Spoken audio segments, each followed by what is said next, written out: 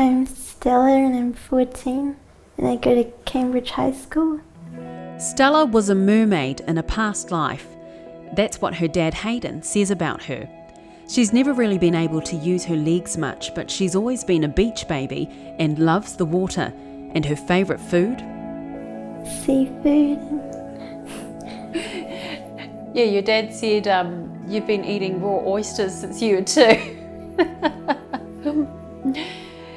So would that be your dream, to have a platter of oysters every day or something? Yeah. What other seafood do you like? Anything. Anything seafood.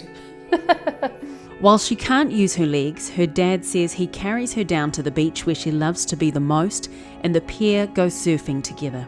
I just dunk her under the waves because over the years of surfing, you get to understand how the waves work, and so I'm confident when I've got her that when I need to go under with her I can, and give her a bit of fun out there. It's just our little thing, and it's great. And she's got that freedom, of her legs moving independently. So it's a really good feeling for me, and so I love doing it. Hayden describes his daughter as courageous, brave and beautiful.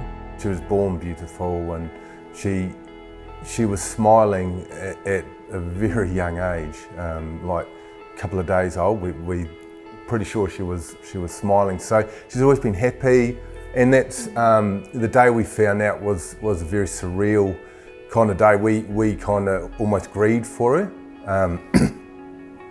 but I remember Stella was in bed and she was asleep, and then we had family around, everyone was upset and crying, and then Stella woke up and she came, and I went and brought her out, and she was all happy and smiling. She's like, "Oh, everyone's come here to see me," and everyone was just wiping away tears because the emotion of finding out about that. So that was a very surreal kind of feeling. And at 15 months, Stella was diagnosed with Spinal Muscular Atrophy, or SMA type 2, a childhood version of motor neuron disease. It's a rare genetic disorder which slowly eats away at a person's muscles, limiting their mobility and often leading to an early death. The news was a shock to Stella's parents because her development as a baby was advanced. At 7 months old, she could ride a plastic toddler tricycle. But months later, when she was frequently falling off her tricycle, her mother Emily decided to consult a doctor. Emily was 40 weeks pregnant with their second child when she learnt the news. He said that she would be lucky to make it out of childhood, that some children survive into teenage years and that a very few make it into adulthood. He also said that we needed to consider end of life plan and how long we would go before we pulled the plug, how long we'd keep fighting for Stella. And then he called my midwife because he was worried that I was going to go into spontaneous labour.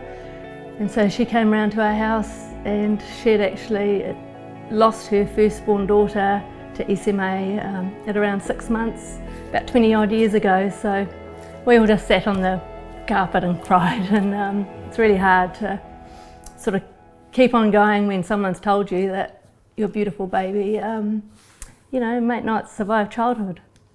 Over the years, Stella's ability to move has declined. the background to it is that if she's not using it, she's going to lose it, and her trunk muscles are going first, so the big muscles they deteriorated fairly quickly, and then this kind of movement it's been a lot slower.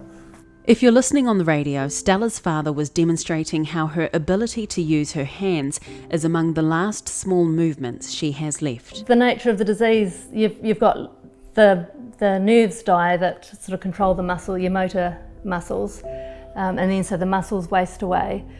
But also as you grow, it's a greater weight for your muscles to lift.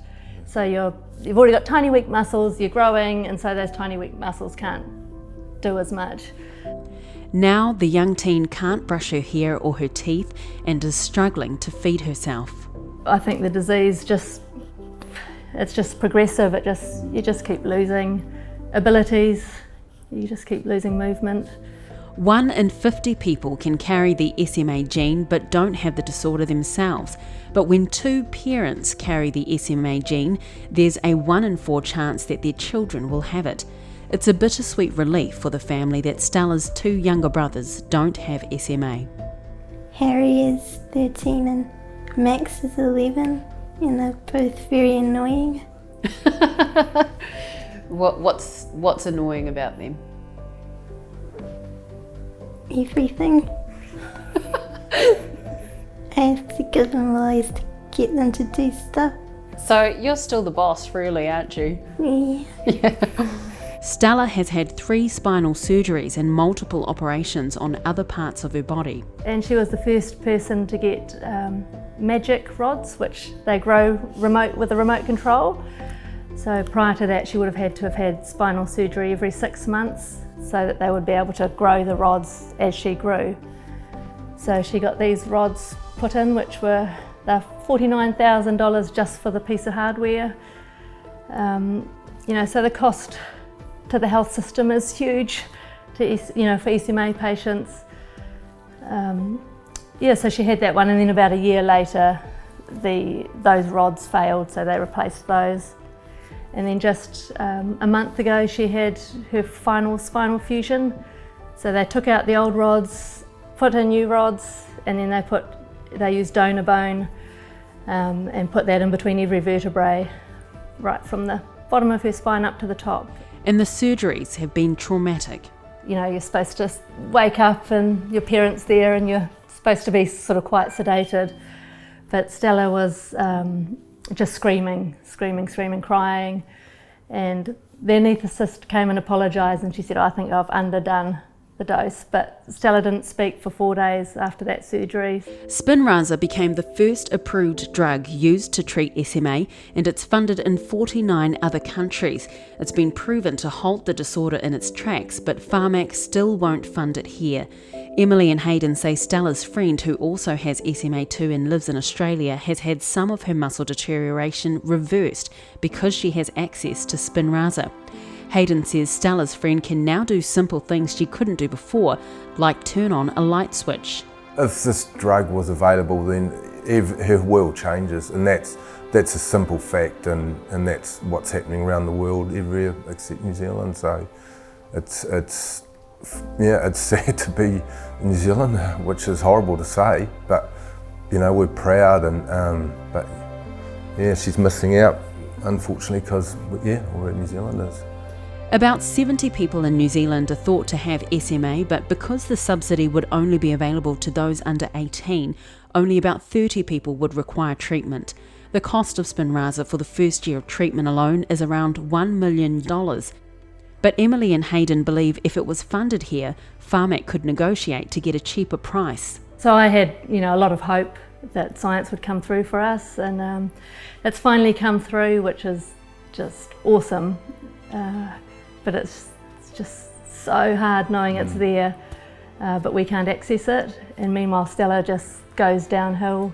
Emily and Hayden say it's devastating knowing that the drug is out of their reach. We're not billionaires, so I don't think anyone with SMA out there's got any access to the kind of money they're talking about, and it's quite sickening really to even think about how they can justify that for the health of children, kids.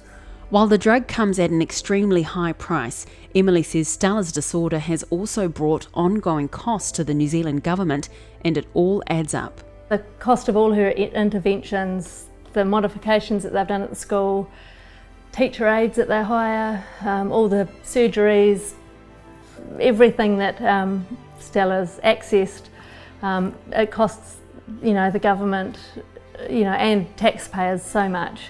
And that's not including the cost to the family of special vehicles to accommodate a wheelchair. Stella still goes to school, and her mother says they've always found a way to keep their daughter mobile, with family members pitching in financially to help. We give Stella the best life we possibly can. We've taken her to Rarotonga. I've broken my leg carrying Stella, broken my femur. We'd give everything for Stella. Hayden says it sickens him that the battle for Stella's life comes down to money, and both he and Emily are among other parents who are desperate for the government to fund Spinraza. These are children, and you know, for us it's life and death, future, you know, and it's just... Yeah, it goes back to being unfortunately stuck in New Zealand, because it's sad. For First Up, Indira Stewart,